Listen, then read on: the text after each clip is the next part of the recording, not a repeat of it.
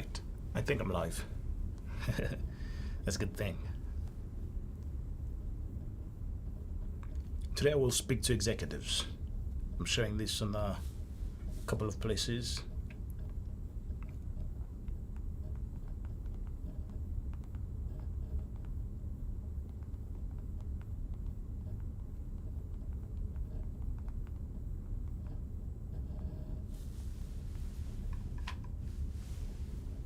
And I need to make sure that this is muted here.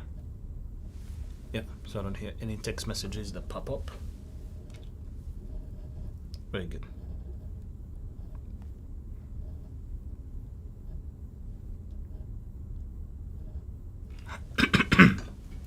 Awesome. All right, folks. A little bit of coffee. I need more almond milk. Right, welcome to another live stream by Jared Derival. I promised that I would be back, and I would be back in style, and here I am. This Saturday edition will be dedicated specifically to technology executives, supervisors, managers, directors, CISOs, etc., vice presidents, and presidents. I will be live every Saturday around this time at 11 a.m. Eastern, so that I can speak to executives. During the week, I will speak with tech professionals. So technology professionals who have questions anytime throughout the week can tune in to my live streaming any day of the week. And when the Academy starts the next cohort, that will be on April 1st, we will stream each live class live. That means even if you're not a member of the Academy, you can watch the live lectures. That is because we believe that the education is supposed to be the content that we are lecturing on is something that's already published on the internet. What is not published on the internet is access to next generation technologies, and that's what learners will pay to gain access to. So, how's today live session going to work? I've got to make sure that I charge this tablet, that's my teleprompter. If I don't do that, I will have a problem. Let me transition to this, and I'll be right back.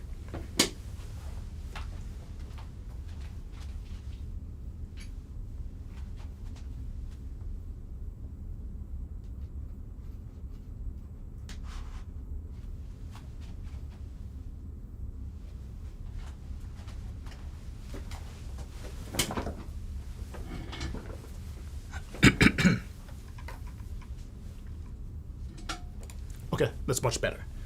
Here's how this live session is going to work. I have a teleprompter here, and whenever I need to refer to my notes, I will press this remote and I'll be watching the teleprompter.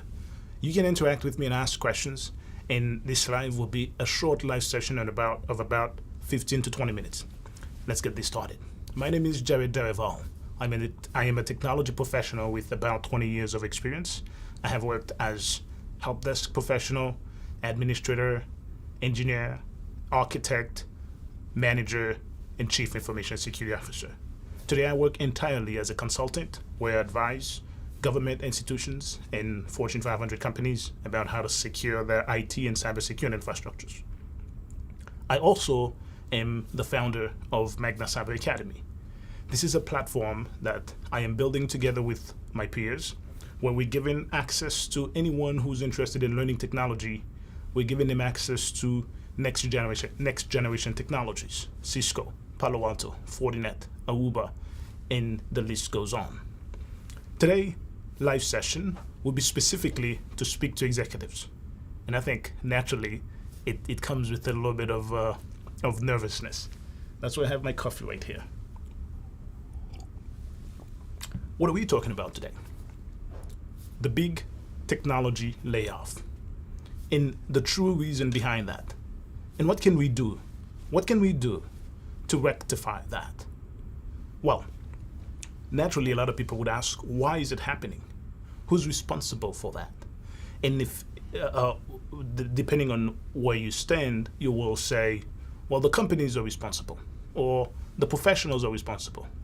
You know, it's not really clear cut who's responsible, whether it is the professionals or the institutions that are responsible. But one thing we know for sure is that we cannot ignore that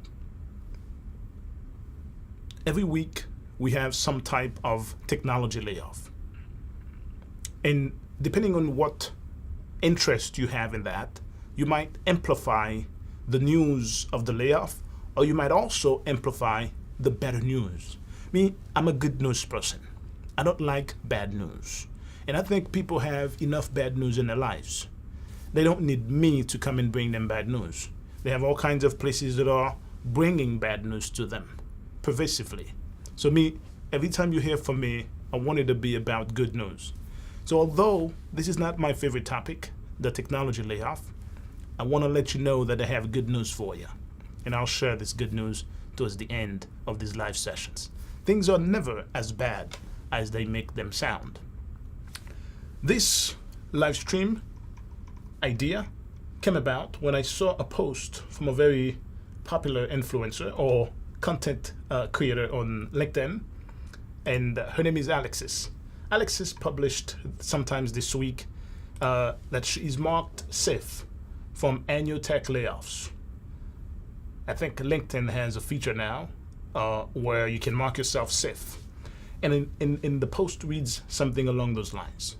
I paraphrase. Everything I write feels wrong right now. Are you safe? Yes, but so many others are not. When did tech restructuring become a yearly thing? That is enough. You see, Alexis is a Cisco employee. She's a sales engineer for Cisco. A very good person. She publishes some of the best content on the internet, advising people about how to maintain their Cisco ecosystem. And when I saw that post from her that she's marked safe, something came to mind. I was introduced to this feature on Facebook somewhere around 15 years ago. There was a big earthquake in Haiti, natural disaster. And Facebook came out with this feature. I think they used it for the first time when the big earthquake happened in Haiti for people to mark themselves safe. But this time there was no natural disaster. I wonder what kind of disaster has happened today. But come to find out, she was referring to what I believe is a man-made disaster, the big technology layoff. Who's responsible? Why is it happening? The first thing I'll tell you is there are different types of technology disciplines. We want to make sure that we understand the different types of technology disciplines. For that, I will use my teleprompter again. To the outside world, everyone works in tech, regardless of what you do. I'm a computer engineer and I practice network security and cybersecurity. But some of my friends would call me about other problems that they have that I have no expertise in. But let me tell you a few of the technology disciplines that exist. Software development, sales, tech sales. That means people who are in charge of selling technology. Telecommunication, consumer technology, IT, NIS, or information technology and information security.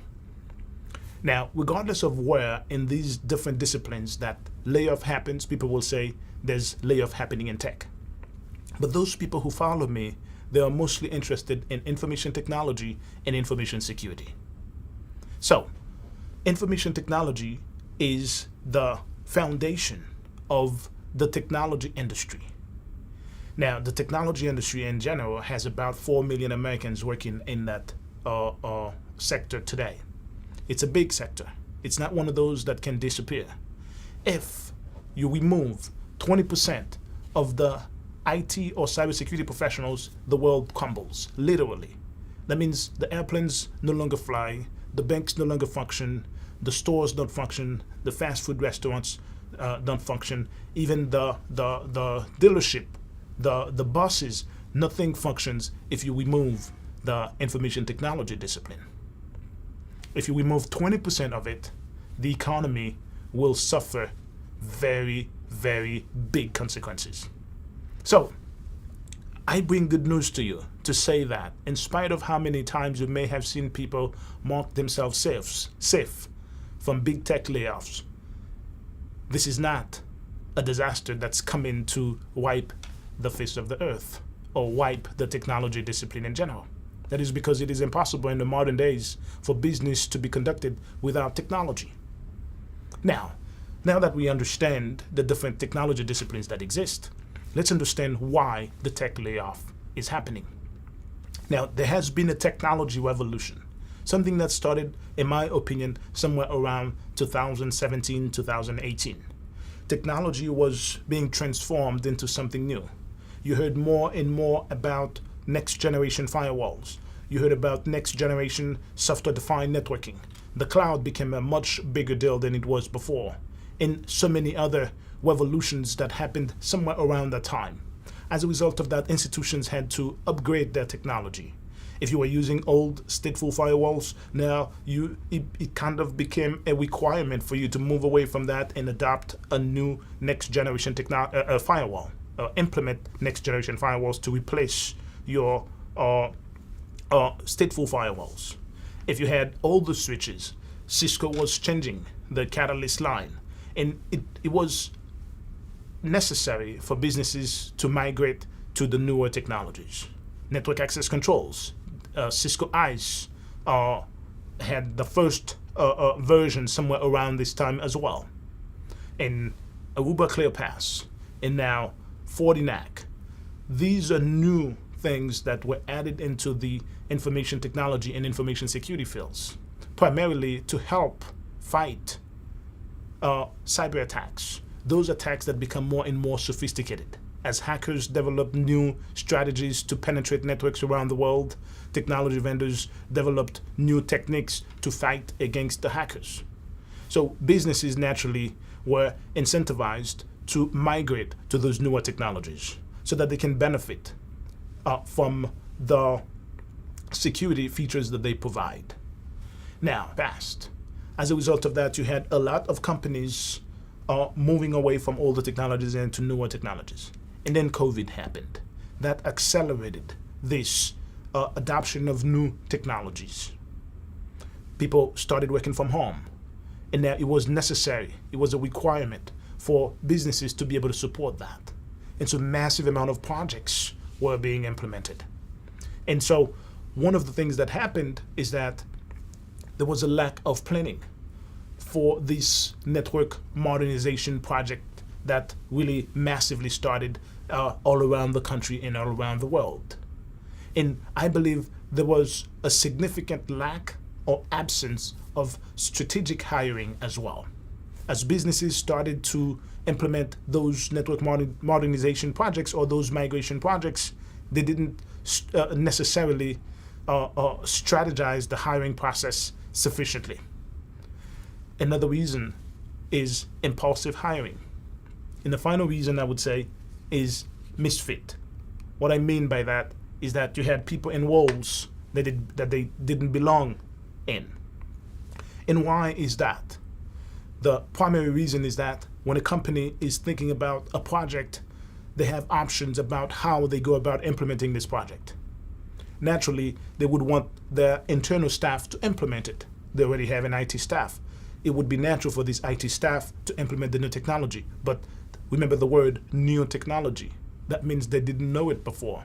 They were used to the older technology, and so you cannot suddenly say, hey, go and implement this new technology. They don't know it.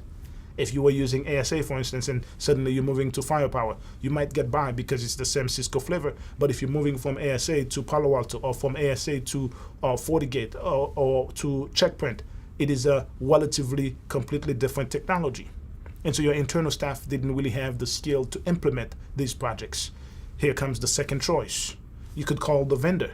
Most vendors, think about Cisco, Palo Alto, Checkpoint, Fortinet, etc. They have in-house engineers that they can send to implement these projects for you.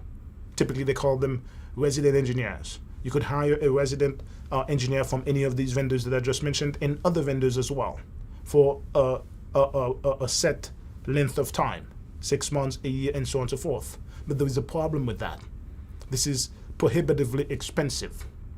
That would be somewhere around $400 or $500 per hour. Instantly, you realize that this is going to eat up your project budget, and you're not going to be able to implement all of the technologies that you would like to implement. So institutions started to look for another option, an alternative to the resident engineer option. And what was this alternative? That they hire experts that are not necessarily resident engineers, but free agents, for lack of a better word. Those free agents would be engineers who know this technology. Probably they were working for other institutions, probably they were consultants, and they would come and implement these technologies.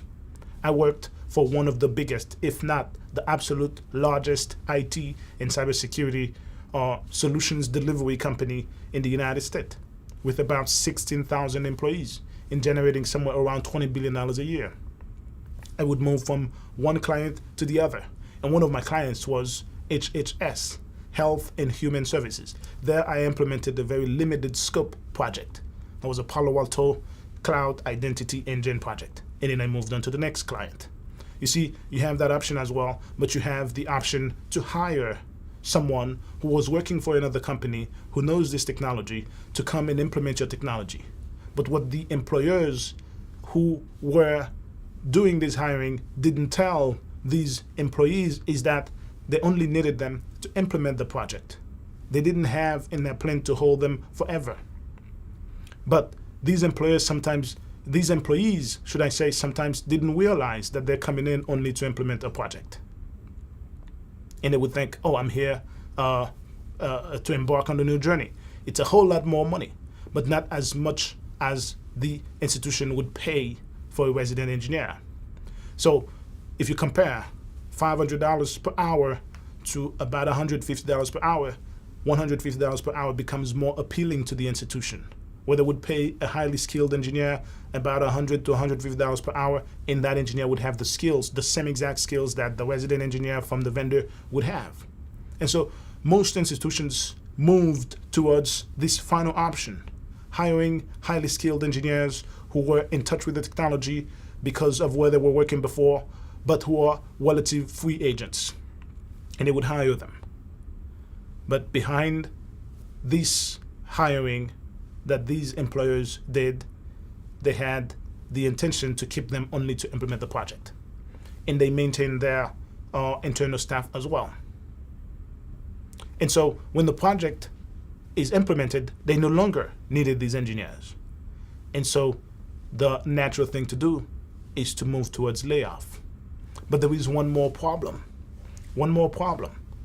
Sometimes these engineers were hired, engineers or architects, were hired not to come and implement a project, but because there was some panic, outages happened. And when an outage happens, managers and directors in IT leadership, typically they tend to panic because their jobs are on the line. If the institution cannot rely on the technology and rely on the staff to support the technology that it relies on, naturally it's going to look towards replacing this group of people and hiring others, even if it costs more money. So the managers, the directors, the CISOs, they want to find a solution to that because their money is on the line. And so whenever there are big outages that are impacting these institutions because of a skill gap, remember that we say newer technologies, the internal staff does not necessarily know about it because they have been using other technology. And so if you implement a new technology and the company walks away, now you have a skills gap. Your internal staff, when there are outages, they cannot really resolve them. Plenty of the time, there would be impulsive hiring decisions that would be made because the leadership panics and said, get me someone who can fix this problem. And so they would find someone to come and fix this problem. But what they didn't realize, what the employees didn't realize, is that they would be hired only to come and fix one problem. And when that problem is fixed, 2 or 3 months down the line, they no longer needed them. These, in my opinion, are the primary reasons why you are hearing about the big tech layoffs. It's not the long-term employees that are being laid off most often. It is rather those very highly skilled employees who come specifically to implement one project or to help resolve one problem. But the good news is that these highly skilled employees are very sought after. Very quickly, they will find another job. And the final good news that I bring to you is that there are more jobs. There are more jobs than there are IT and cybersecurity professionals right now. As a result of that, institutions cannot really just wipe out a significant portion of the IT or cybersecurity staff. If that were to happen, it would be literally the end of the economy, at least in the short term. If you remove 20% of the information technology or information security workforce, the economy crumbles. Airplanes don't fly. Banks no longer operate. ATM machines don't work. Retail stores don't function. Fast food restaurants don't function. The government cannot function if you remove 20% of the IT or cybersecurity workforce. There will be more high-profile hacks around the world, more high-profile cyber security incidents around the world, in particularly around in the country where this reduction were to happen. So it is not necessarily true that IT or cybersecurity employees are unsafe or that they need to be marked safe, because there's not really a true disaster that's happening. If there is, it is a man-made disaster. But how do we fix that? Here's my recommendation for the solution of this man-made tech layoff disaster. I'll speak now to the managers. Whenever you're implementing a project, you need to plan it well. I recommend that you follow the method or the framework that's called PPDIOO. That stands for Prepare, Plan, Design, Implement, and Operate. Operate and Optimize. PPDIOO. Prepare, Plan, Design, Implement, Operate, and Optimize. The solution lies in the final three letters, IOO. That stands for Implement, Operate, and Optimize. Typically, you find three different teams there. The team that's going to implement typically is a team that's fully in touch with the technology. They're specialized in this technology. Your internal staff typically is not specialized in any one technology. And as a result of that, if you're bringing in new technology, it is more logical for you to outsource that to a highly skilled firm or group of people, but where both you and this person who's coming to do the implementation know that they're coming for a limited scope just to implement and then walk away. Throughout this process of implementing the new project, you will need to upskill your internal staff for the operation, which is the next letter in the IOO, PPDIOO. The final three stand for Implement, Operate, and Optimize. Your internal staff will be in charge of the operation, and for that to be possible, they need to know the technology. That is the reason why the team that you outsource this implementation to will need to upskill your internal staff. The mistake that most IT hiring managers made is that they hired an external team to come and implement the project, but they didn't upskill the internal staff. And when the outsourced team walks away, the internal staff could not operate the technology. And when they can't operate the technology, the institution panics and says, bring me capable people to operate this stuff. And they would bring them just to solve the problem and lay them off again. You see, the cycle continues. If you plan well, where you prepare, you plan, you design, and you make provision for the skills gap so that you can know who's going to implement, who's going to operate. But what about the optimization? That's after the implementation and throughout the operation. You might need to tune things, to make things better, to patch, etc. The internal staff may not necessarily have all the skills to do that. There you can use a hybrid model where you can rely on an external vendor, get them on a retainer, or get a resident engineer and use your internal staff as well at the same time. That will be more affordable for you because you would use the external team as needed to optimize this, to make it better. Now, every project I mentioned needs to start with a well-defined strategy, a well-defined skills gap strategy, so that you can know, not that you just like this technology and you must have it, but how you're going to operate this technology after you have it. Now for the technology professionals. For the technology professionals, here's what I say. You need to stay up to date. There are over 4 million Americans working in the tech field today. Do not panic. No one can remove the tech jobs, there are more jobs than there are technology professionals. That is reported by Experis, a manpower group that conducts research, market research, and that publishes this market research twice a year, in January and sometimes in July every year. The latest report last month reported that there are still more jobs than there are highly skilled professionals.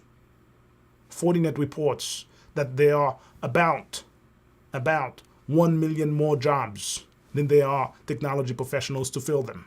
And that is one of the reasons why you have heard about all of the cybersecurity breaches that are happening in the United States. The American government knows that our cyber defense capabilities are not where they're supposed to be. Our cyber offense capabilities are world class, second to none. But cyber defense, we can't really defend ourselves the way we should. As a result of that, I recommend that you upskill yourself. You invest at least 5% of your salary. Whenever you get paid, put aside at least 5% to upskill yourself, to make yourself more marketable. And I would also recommend that you find yourself a club where there are like-minded people, like-minded, highly skilled professionals who want to remain up to date so that you can sharpen your skills. As the proverb says, irons sharpen irons. Where do you find these resources? Well, I have good news for you, or even more good news for you. Magna Cyber Academy positions itself to be a pillar in the information technology and information security training industry. We have world-class next-generation technologies like no one else has. No other training place can provide what we provide. Next-generation firewalls, fully licensed Palo Alto, Fortinet, the whole Forti fabric. We have fully licensed Splunk, cloud technologies, AWS, Azure, and traditional technologies as well, next-generation Cisco technologies. And we put all of that available and accessible to IT professionals who want to enhance their skills. So if you want to remain up to date, if you want to upskill yourself, you've got to invest in doing that.